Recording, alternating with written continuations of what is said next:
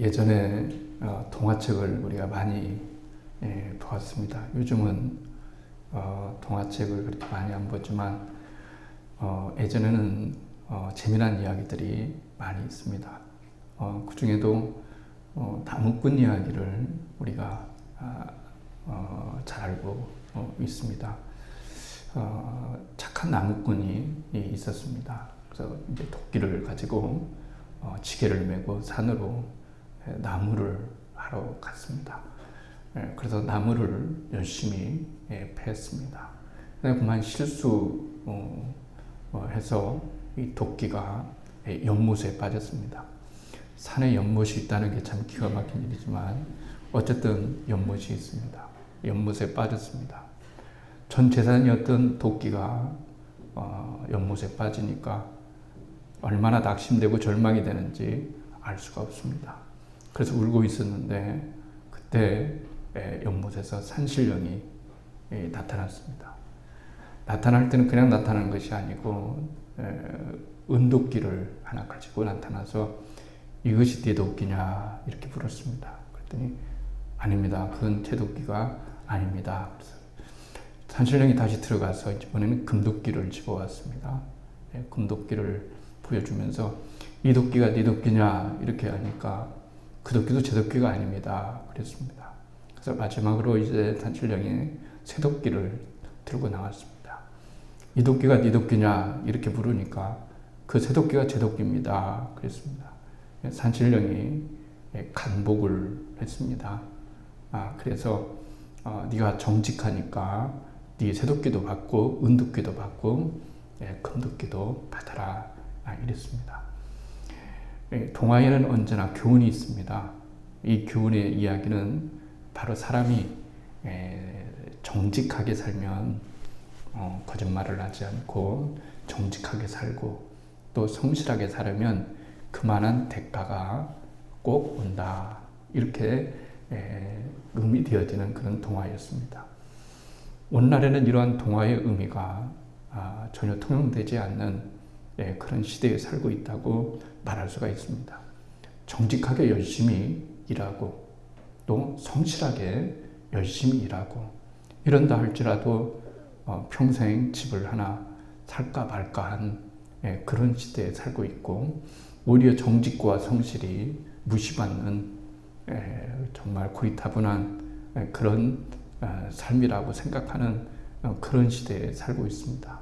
보다 더 빠르고 영리하게 아주 제주끝 목적을 위해서는 모든 수단을 정당화시키는 그런 시대에 살고 있습니다. 그런 따뜻한 이야기가 있습니다. 오늘도 어떻게 보면은 오늘 본문 우리가 요한복음 21장을 읽었는데 따뜻한 이야기라고 말할 수가 있습니다. 여러분 따뜻한 거 좋아하잖아요. 저는 추위에 좀 약한 편입니다. 그래서 따뜻한 것이 참 좋습니다. 사람도 똑똑한 사람보다는 따뜻한 사람이 참 좋습니다. 예수님께서 우리가 생각할 때 부활하신 예수님이 21장에 나옵니다. 그러니까 부활 전하고 또 부활 후는 잘못 생각하면 다를 수 있겠구나 이렇게 생각했는데 예수님의 그 따뜻한 사랑과 마음은 부활 전이나 부활 후나 다른 것이 없었습니다. 이게 굉장히 우리들에게 귀한 의미를 가져다주는 이야기라고 말을 할 수가 있습니다. 예수님이 부활하셨으니까 영광스러운 몸으로 그리고 거룩한 존재가 되셨으니까 세상 살아가고 있는 사람들에게 상당한 거리감을 느껴 줄 수도 있습니다. 그게 권위라고도 생각하지 않겠습니까? 죄송한 얘기지만 20여 년 전에 부목사 생활을 했을 때 교회가 너무 크니까 담임 목사님을 만나려면 하늘의 별 따기였습니다. 같이 무슨 상담을 한다고 한다면은 그것은 뭐 더 별 따기 어려운 일이었고요. 그런 것들이 권위처럼 느껴지고 굉장히 뭔가 동해감을 느끼는 그런 신비스러운 그런 것이 있다고 생각들 했을 때였습니다. 그런 게 아니지 않습니까? 예수님께서 이 땅에 오셨을 때 정말 좋았던 것은 뭐냐면 성육신, 몸을 입고 이 땅에 오시고 가난한 자들, 그리고 병든 자들, 죄인들 이런 사람들을 굉장히 가까이 하셨다라고 하는 거죠. 이것이 예수님의 올무가 된다 할지라도 예수님은 그들과 항상 같이 했던 것을 알 수가 있습니다. 베드로와 그리고 6명의 제자들, 오늘 이 21장에 등장하는 제자들의 숫자는 큰 의미는 없지만 7명의 제자들이 이제 갈릴리로 가는 이야기입니다. 베드로와 6명의 제자들이 도합 7명의 제자들이 갈릴리로 가셨어요. 갈릴리로 갔는데 그 이유는 뭘까요? 예수님께서 말씀하시기를 갈릴리에서 우리가 꼭 만나자, 갈릴리에서 만나자라고 했기 때문에 그런 거예요. 근데 문제는 갈릴리에서 만나자고 하셨는데 몇 날, 몇 시에 만나자고 얘기하지 아니하시고 그냥 이렇게 뭉그렇게 말씀하셨어요. 그냥 갈릴리에서 만나자. 거기 가면서 우리 같이 죄할 것이다. 다시 만날 것이다. 이렇게 말씀하셔서 베드로와 제자들이 갈릴리로 갔습니다. 하루가 지나도 이틀이 지나도 3일이 지나도 예수님이 오시지를 않았습니다. 이들은 굉장히 무료했습니다만은 그러나 이때 당시에 중요한 것이 뭐냐면 먹거리입니다. 먹거리가 얼마나 중요합니까? 여러분 장정들이 7명이 있는데 계속 하루 세 끼를 먹기만 하고 또 그러면은 가지고 있는 것도 다 떨어지게 되고 그렇죠. 그래서 베드로가 나는 물고기 잡으러 가야 되겠다 이렇게 얘기합니다. 이 본문을 해석할 때 사람들마다 너무 영적으로 해석한다고 해서 베드로가 마음이 변해서 예수님을 떠나서 베드로 고기 잡으러 갔느니 어쩌느냐인데 그렇게 어렵게 본문을 대할 필요는 없습니다. 그냥 인간적으로 생각하면 되는 거예요.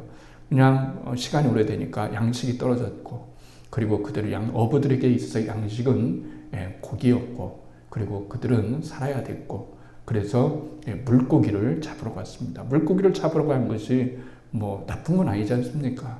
그렇죠? 물고기를 잡으러 간 거예요. 그런데 이상하게 그날따라 그물을 던졌는데도 물고기가 잡히지를 않는 겁니다. 물고기가 잡히지를 않는 거예요. 얼마나 여러분 실망했겠어요? 배는 고프고 또 먹거리는 떨어지고 또 마음도 별로 좋지 않은데 제자들이 지금 다 마음이 좋지 않습니다. 부활의 기쁨도 있었지만 부활하시기 전에 예수님을 배신했다고 하는 그런 죽은 글씨가 그들 스스로를 올가매고 있었기 때문에 굉장히 뭔가 마음에 긴장도 있었고 초조함도 있었습니다. 그렇지만 그날 밤에 한 마리도 잡지를 못했습니다. 그런데 주님께서 그렇게 말씀하십니다.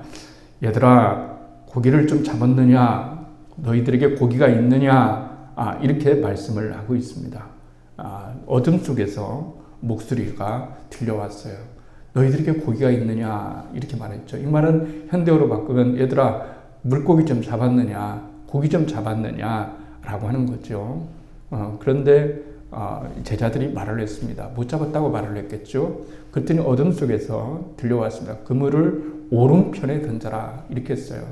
근데 여기에서도 요한복음은 아시는 것처럼 사랑하시는 제자 요한이 기록을 했습니다.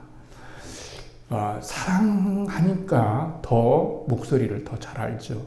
그 많은 제자 중에서 참 예수님을 다 사랑했지만 특별히 요한이 예수님을 사랑했다는 말은 맞는 것 같습니다. 제자들이 그 목소리가 누군지를 모를 때에 요한이 탁 알아봤기 때문에 여러분 그렇습니다. 그렇죠? 저도 여기에 강단에서 무릎 꿇고 기도하고 있다 보면은 예배 시간을 기다리다 보거나 새벽 예배를 기다리다 보면은 발자국 소리가 납니다. 이건 누구의 발자국이구나. 이건 누구의 발자국이구나. 이게 거의 점장이는 아니지만 틀리는 법은 없습니다. 예수님께서 이렇게 말씀을 하시니까 제자 베드로가 이제 이 말씀에 따라서 시행을 합니다. 그래서 그물을 오른편에 던지게 됩니다. 우리가 알아야 될 것은 이런 거죠. 이전에도 말씀을 드렸지만은 베드로가 그리고 제자들이 그물을 던질 때에 왼편으로만 던졌기 때문에 이번에는 오른쪽에 던져라. 그 말씀은 아니라는 것을 우리는 알고 있습니다. 우리가 고기를 잡을 때 상식적으로 생각하면은 그물을 왼쪽으로 던지고 안 잡히면 오른쪽에도 좀 던져버리고 또 앞에 나가서 앞에로도 던져보고 뒤에로도 던져보고 근데 고기를 잡지를 못했다라고 하는 거예요. 그래서 여기에서 말씀하는 것은 중요한 것은 뭐냐면 주님의 말씀의 그 의미가 중요한 겁니다. 오른편에 던졌다고 하는 것이 중요한 게 아니고 말씀에 의지해서 그물을 던졌다는 것이 이 본문에서 우리들에게 주어지는 핵심 중에 하나라고 말을 할 수가 있습니다.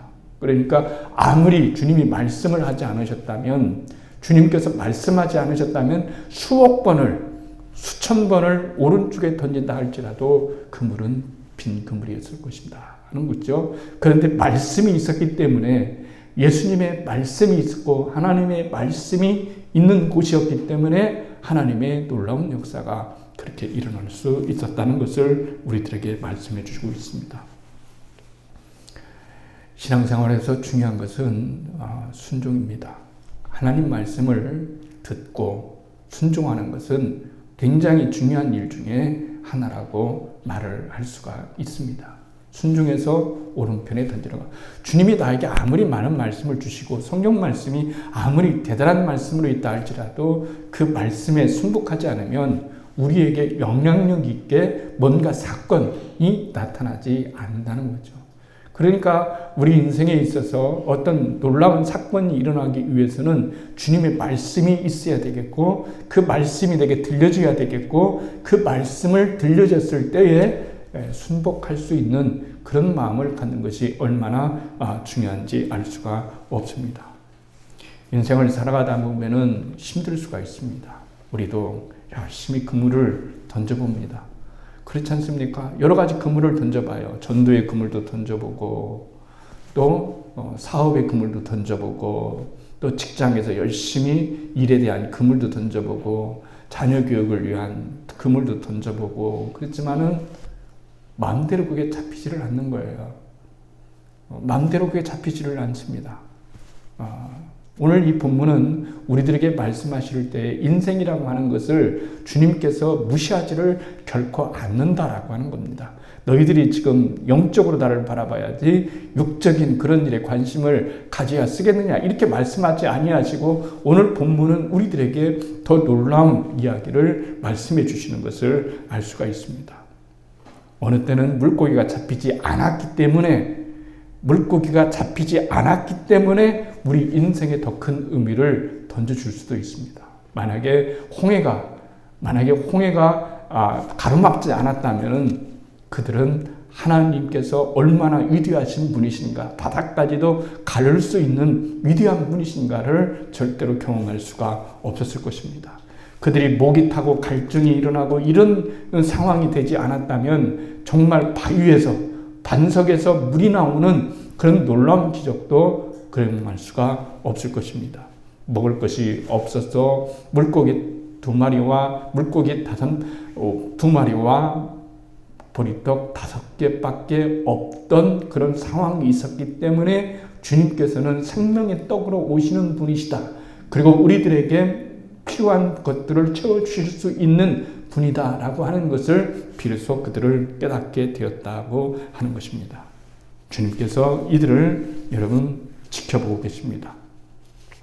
신앙의 특권이라는 게 있습니다. 세상 사람들의 특권이 있지 않습니까? 권력 잡으면은 왜 권력을 이렇게 잡으려고 할까요? 특권이 있기 때문에 그렇습니다. 그렇죠? LH 사건도 마찬가지입니다. 그들에게 특권이 주어졌습니다. 공직자가 공직에 있는 그런 것을 이용해서 많은 스스로의 정당하게 하지 않고 그것을 이용해서 다른 사람이 가져야 될 그 일들을 집들을 소수의 사람들이 소유하게 되어지는 그런 일들은 없어야 되겠다라고 하는 거죠. 아까 말한 대로 특권을 말씀드렸습니다. 예수 믿는 특권이 있지 않겠습니까? 그 특권은 바로 무엇이겠습니까? 우리가 예수 믿는다고 하면은 특권이 있어야 되지 않겠습니까? 그런데 주님께서 우리들에게 오늘 이 본문에서 말씀해 주시는 특권은 그런 겁니다. 인생에서 너희들이 살아갈 때 그물을 던질 때에 너희들이 아무리 그물을 던져서 안 된다라고 하지만 너희들이 내 말에 귀를 기울이고 그리고 부활하신 내가 정말로 살아있고 그리고 하나님의 전능하신 전지하신 능력을 믿는다면 반드시 그 그물은 채워질 것이라고 하는 것을 우리들에게 말씀해 주시고 있는 겁니다. 그건 분명한 겁니다. 그러면 제발 좀 우리는 이렇게 말합니다. 이때 지금 바로 좀 채워주십시오라고 이렇게 얘기할 수 있겠지만 그러나 언제나 우리들에게 채워짐의 때는 언제나 시간이 있고 또 적절한 시기가 있고 하나님의 섭리에 따라서 하나님의 정확한 타이밍에 우리에게 역사하신다고 하는 그런 사실을 기억할 필요가 있습니다. 인간적이다라고 하는 거죠.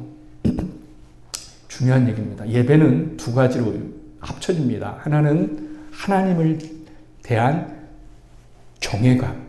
이 경외감이 있어야 됩니다. 예배 드릴 때 두 가지가 합쳐져야 되는데 하나는 경외감입니다. 하나님을 경외하는 거예요. 두 번째는 친밀함입니다. 이 둘은 모순되는 것 같지만 굉장히 조화를 이루는 거예요. 하나님께 예배를 드릴 때 경외감만 있어 보세요. 너무 차갑잖아요. 그렇죠? 경외감만 있어 보세요. 하나님을 두려워하는 그런 마음만 있어 보세요. 거룩한 두려움이긴 하지만 그런 너무나 차가운 느낌을 가질 수가 있어요. 그러나 친밀함만 있어요. 경외감은 없고 친밀함만 있어요. 경박해질 수가 있는 겁니다. 그렇기 때문에 하나님께 나올 때는 우리가 하나님을 바랄 때는 하나님에 대한 친밀함, 하나님에 대한 경외감 이것이 우리들 가운데 있어야 되는 거죠. 그런데 주님께서는 신성을 지니셨지만 인간적인 매력도 지니셨다고 하는 거예요. 이게 굉장히 중요한 겁니다. 오늘 관점에서 보면 그렇습니다. 나는 부활하신 하나님이다. 예전에는 내가 육신으로 오고 마구간에 왔지만 그러나 지금은 상황이 달라졌다. 나는 힘이 있고 능력이 있고 권세가 있기 때문에 차원이 다르다. 이제는 다르다. 너희들이 나를 바라보는 것이 달라야 된다. 이렇게 말씀하지 아니하시고 오히려 제자들을 찾아가면서 너희들에게 고기가 있느냐, 고기를 잡았느냐 이렇게 말씀하시면서 오른편에 그물을 던지라 라고 말씀하는 거죠. 사람이 그러지 않습니까? 일이 잘 되면 안 피곤한 거예요. 그렇죠? 말씀드렸지 않습니까? 일이 안 피곤한 거예요. 일이 안 돼 보세요. A라는 음식점과 B라는 음식점이 있어요. A라는 음식점은 너무 사람들이 많아가지고 막 손님 맞이하느라고 여러분 너무 힘들어요. 그렇지만 욕심은 힘들지만 하나 힘들지 않습니다. 왜냐하면 돈을 그만큼 벌 수 있기 때문에 그런 거예요. 그런데 여러분 손님도 하나도 없고 파리만 날리고 그냥 앉아있는 그곳은 얼마나 더 힘든 자리일까요? 굉장히 힘든 자리입니다. 그것이 훨씬 더 힘든 자리예요. 그러니까 제자들이 그물을 내리고 또 내렸지만은 잡히지 않았을 때의 육체적인 피로감도 있었겠지만은 정신적이고 영적인 피로감과 아픔도 있었다는 사실을 우리는 기억해 볼 수가 있습니다. 그런데 주님께서는 그것을 절대로 외면하시지를 않았다는 거예요. 이게 굉장히 참 주님께서 얼마나 따뜻하고 우리 인간적인 그런 정을 가지고 우리를 대하시는가 하는 것을 알 수가 있습니다. 너무 지쳤어요. 먹을 것이 없어요. 집에 돌아와서 직장 생활했어요. 먹을 것이 이제 직장 생활 학교 돌아왔어요. 너무 배고파요. 집에 왔더니 먹을 것이 하나도 없어요. 그런데 직장 생활하고 또 밖에 나갔다 왔더니 딸이 아니면 아들이 누군가가 저녁 장거리를 보아다 놓고서 거기에 맛있게 음식을 만들어 놓으면 얼마나 고맙고 얼마나 정감이 여러분 느껴지는 거겠어요. 그렇지 않겠습니까? 그러니까 이 제자들이 밤새도록 그물을 던져서 지치고 또 굉장히 지쳤어요. 그런데 주님께서 빈 그물을 채워주셨어요. 성경은 정확하게 이들이 너무 기뻐서 아마 물고기 새는 아마 돈을 샜나 보죠. 우리도 돈을 세지 않습니까? 물고기가 재화니까 이들이 아마 셔받는 겁니다. 성경은 153마리가 잡혔다. 이렇게 얘기를 하고 있는 거죠. 그래서 이 제자들은 너무나 지쳤는데 주님께서 육지에 미리 가 계셔서 거기다 숯불을 준비하시고 거기다가 숯불 위에 떡을 구시고 숯불 위에 물고기를 구시고 계셨다는 거예요. 정말 놀라운 일 아닐까요, 여러분? 이렇게 대접받아야 될 제자들인가요? 이렇게 환대받을 수 있는 제자들일까요? 죽음을 이기신 예수님, 정말 만왕의 왕이신 예수님, 하나님이신 하나님의 아들이 이 땅에 오셔서 부활하시고 난 다음에 제자들을 대할 때 여전히 한결같은 마음으로, 한결같은 마음, 이게 굉장히 중요한 거예요. 주님은 우리처럼 변개치 아니하십니다. 우리는 조석변개하지 않겠습니까? 아침에 마음이 변하고 저녁에 마음이 변하고 상황과 사건에 따라서 사람 대하는 게 다르지만 주님께서 우리를 대하실 때는 언제나 우리는 한결같은 마음으로 한결같은 사랑으로 대하시기 때문에 우리에게 소망이 있는 거예요. 내가 여러분 잘 주님의 말씀을 잘 따르면 주님께서 나를 사랑하시고 내가 주님의 속을 지긋지긋하게 썩이면 주님이 나를 사랑하시지 않는 것처럼 느껴지지만 그런 것이 아니라고 하는 거예요. 그런 것이 절대로 아니라고 하는 거예요. 어느 부모가 자식을 여러분 속상은 하겠지만은 그렇게 잘 나갈 때는 사랑하고 잘 나가지 않을 때는 버리고 하는 그런 부모가 어디 있겠어요. 주님은 우리를 대하실 때 언제나 항상 일관성 있게 따뜻한 마음으로 우리를 대하시고 사랑한다는 것이 굉장히 중요한 거예요. 인생을 살다 보면 어떤 사람이 참 좋은 사람입니까? 한결같은 사람이 좋은 거예요. 그렇죠. 한결같은 사람. 왜 엄마를 찾습니까? 엄마의 품은 한결같기 때문에 그런 거예요. 우리가 주님을 믿고 난 다음에 누리는 특권은 한결같은 주님의 사랑을 우리가 느낄 수가 있기 때문에 그런 거예요. 그러면서 주님께서 얘들아 이리 오너라 이러는 거예요. 그러면서 조밥 먹자, 아침 먹자 이러는 거예요. 그리고 알아서 또 먹어라 이런 것이 아니고 주님께서 제자들에게 떡을 갖다가 주시고 생선을 갖다 주시면서 이것을 배고프지 일하느라고 수고했지 얼마나 힘드니 하면서 이렇게 여러분 떼어서 줬다는 거예요. 제자들에게 줬다는 거예요. 얼마나 몸둘 바를 모르겠어요. 여러분 그렇지 않겠습니까? 주님께서 오셨을 때 이렇게만 거꾸로 생각할 때 얘들아 일로 와봐라. 우리 모여가지고 이제 과거의 일을 회개하는 것을 기도회를 하고 막 하자. 이랬다면은 굉장히 힘들 거예요. 그런데 주님께서는 영적인 것이 중요한 것은 알지만 우리의 인간은 영적인 존재만이 아니라 육적인 것을 가지고 있기 때문에 육적인 것을 필요를 채워주실 때 영적인 일에 비로소 더욱더 효과가 나타날 수 있다는 사실을 주님은 우리들에게 말씀해 주신 거예요. 히브리서 4장 15절에는 이런 말씀이 있습니다. 우리에게 있는 대제사장은 우리의 연약함을 채울하지 아니하는 자가 아니요 그랬습니다. 우리의 연약함을 채울하지 아니하는 자가 아니요 이런 말씀은 뭡니까? 여러분 우리의 약함을 동정하신다는 거예요. 하나님이 우리를 동정하신다는 거 왜 그런 걸까요? 주님도 인간이 되보셨기 때문에 그런 거예요. 인간이 되보셨기 때문에 모든 것을 다 하시고 모든 아픔을 다 하시고 모든 실패를 다 하시고 다만 죄만 없으실 뿐이지 인간이 경험할 수 있는 모든 배고픔과 모든 아픔과 이런 것들을 경험했기 때문에 주님께서는 우리를 채울하지 아니하신 분이시오. 이렇게 우리들에게 말씀을 해주고 있는 겁니다. 이들에게 실패가 있다는 것을 주님은 아시죠. 마음도 가라앉았다는 것을 알고 있습니다. 무엇이 필요하다는 것을 알고 있습니다. 주님께서 그들이 밤새도록 근무질했을 때 그때 마침 도착하신 것이 아니라 주님께서는 이미 도착하셔서 그들이 빈 그물을 계속해서 던지는 그것을 바라보시면서 안타깝게 여기면서 이제는 오른편에 그물을 한번 던져보거라. 이렇게 주의 말씀을 했을 때 이들이 순복했을 때 그물이 너무 많아 찢어져야 되지만 찢어지지 않도록 만선의 기쁨을 채워주면서 그들이 정확히 씌어봤을 때 말씀드린 것처럼 153마리나 되었다라고 하는 이 말씀을 요한은 지금 우리들에게 간증해주고 있고 말씀해주고 있는 것을 알 수가 있습니다. 왜 주님이라고 하신 말씀이 없겠어요? 모든 것을 당연하다고 생각하면 안 됩니다. 어머니가 베풀어준 사랑이 당연하다고 생각하면 안 됩니다.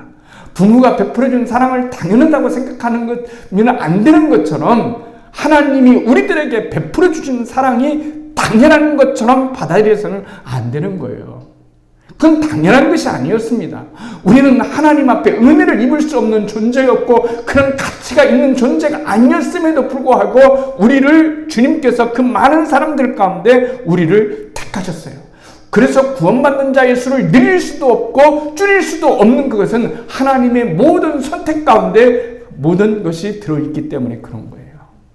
그렇죠? 그 속에 그 숫자에 우리가 포함됐다는 거예요. 혹시 내 구원을 이룰까 노심초사하면서 여러분 그렇게 살기를 주님은 원치 않은 거예요. 어떤 자식이 집에 들어가면서 늘 노심초사해. 오늘은 내가 잘못했으니까 집에 들어가면 엄마 아빠가 나한테 이놈 너희들은 내 자식이 아니야 하면서 노심초사하는 어디 있어요? 아주 그냥 잘못해도 당당하게 와가지고 밥 줘. 이러지 않겠어요? 여러분 하나님의 자녀가 되는 특권이라는 게 그런 거예요, 여러분. 그래서 예수 믿는 것이 왜 복이냐면은 여러분들이 세상에 있는 많은 것들은 가지고 있거나 누리지 못했지만 하나님 안에서 누리는 영적 특권이야말로 그것은 세상에서 돈 주고 살 수 없는 하나님의 놀라운 섭리와 은혜가 그 속에 들어있기 때문에 여러분 그렇습니다. 영적인 것을 다루기 위해서는 먼저 인간적인 요구에 관심을 기울여야 돼요. 이거 굉장히 중요한 얘기입니다. 그렇지 않습니까? 여러분 피곤해 죽겠어요. 너무 힘들어 죽겠어요. 파김치가 됐어요. 근데 목사님이 아빠가 들어오셔서 얘들아 일로 와라. 예배 드리자 하면은 이게 진정한 예배가 되겠어요, 여러분? 피곤하고 귀찮고 그렇게 해서라도 하나님께 우리는 드려야 된다 이런 차원이 아닌 거예요. 아까 말씀드린 대로 우리와 하나님과의 사이는 그런 사이가 절대로 아니기 때문에 우리가 하나님께 나올 때는 하나님께서 우리의 모든 여건과 조건과 마음과 상황을 헤아리시는 하나님의 놀라운 섭리가 거기에 들어있는 거예요. 그렇기 때문에 우리가 거꾸로 얘기하면은 그런 거예요. 오늘은 기도하고 싶은 마음이 하나도 없네. 오늘은 예배 드리고 싶은 마음이 하나도 없네. 그러니까 예배 안 드려야지. 이게 이런 것이 아니고 그럼에도 불구하고 주님은 그런 마음조차도 우리를 채울하지 아니하시고 우리를 이해하시고 우리를 받아주시고 우리를 사랑하시는 하나님의 놀라운 섭리를 우리들에게 말씀해 주시는 거예요. 그러면서 여러분 또 말씀하시는 거죠. 채워주시는 거예요. 인생을 살다 보면 빈 그물을 던지는 것처럼 힘들 때가 있어요. 저도 이곳에 와서 20년 넘게 그물을 던지지 않았겠습니까? 그렇지만 그 한밤이 1년일지 20년일지 우리는 모릅니다. 그러나 중요한 사실은 이거입니다. 주님 안에서 그물을 던지는 자 그 사람에게는 반드시 언젠가는 하나님께서 만선의 놀라운 그물을 채워주시는 하나님의 놀라운 역사가 거기에 있다는 거예요. 왜 내 기도의 그물은 채워지지 않을까? 10년, 20년을 그렇게 했는데도 왜 이렇게 힘들까? 라고 했을 때 주님은 다 아시는 거예요. 모르시기 때문에 그런 것이 아니라 다만 때를 기다리시면서 하나님께서 그 빈 그물에 하나님께서 그물에 그 고기를 채워주시기 위해서 오늘도 빈 그물의 은혜를 생각하면서 오늘도 우리는 주의 말씀에 순종해서 그물을 오른편에 던지는 거예요. 오늘도 예배의 그물을, 오늘도 기도의 그물을, 오늘도 우리가 용서와 사랑의 그물을 계속해서 던지고 던졌을 때에 하나님의 놀라운 은혜를 입게 되는 거예요. 그렇지 않으세요? 주님도 얼마나 하고 싶은 말씀이 많겠어요. 인생 살아가다 보면 하고 싶은 말 많아요. 그치만 어떻게 다 하고 살겠어요? 부모가 자식을 키우면서 자식을 앞에 놓고 하고 싶은 말 많은데 왜 다 참겠어요? 사랑 때문에 그런 것이 아니겠어요? 주님께서 제자를 모아놓고서 하실 말씀이 얼마나 여러분 많으시겠어요? 그러나 주님은 그것을 가슴에 묻어두고 그들에게 먼저 필요한 것들을 공급해 주면서 얘들아 배고프지? 일로 와. 생선을 나누어 주시고 떡을 나누어 주시고 오늘날로 말하면 말입니다. 여러분 숯불갈비 먹으러 간 거예요. 주님께서 하나하나 구워주시면서 이렇게 돌려갖다 주시면서 이건 베드로 한 점 주고 유한 한 점 주시면서 배고프지? 어서 먹어라. 힘들었지? 일단 먹고 얘기하자. 일단 먹어라. 주님께서 필요를 채워주시는 이 놀라운 사랑을 우리는 기억할 수 있어야 됩니다. 주님은 멀리 계신 분이 아니요. 우리를 철저하게 도외시하는, 잘못했다가 도외시하는 분이 아니요. 우리를 사랑하시는 분이시기 때문에 오늘도 우리는 주님 앞에 나와서 나를 위해서 나를 사랑하사 십자가에 죽으신 그 주님을 바라보면서 부활하신 주님을 오늘도 바라볼 때마다 주님께서 실망하지 말고 낙심하지 말고 그런 편에 그물을 던지다라고 오늘도 말씀하시는 그 주님의 말씀에 순복해서 힘들고 지치고 외롭고 고독하지만은 오늘도 그 긴 그물을 던질 때에 주님께서 우리들에게 만선의 그 축복을 반드시 허락하여 주실 것입니다. 이 사실을 믿는 것이 중요합니다. 주님은 영적인 것도 채워주시지만은 육적인 것도 채워주시는 분이시다는 사실을 기억하시기를 바라겠습니다. 우리의 필요가 주님 안에서 영적인 것이든 육적인 것이든 하나님의 나라와 그 의를 위해서 채워질 수 있는 그런 놀라운 축복이 우리들 가운데 있기를 주님의 이름으로 축복합니다.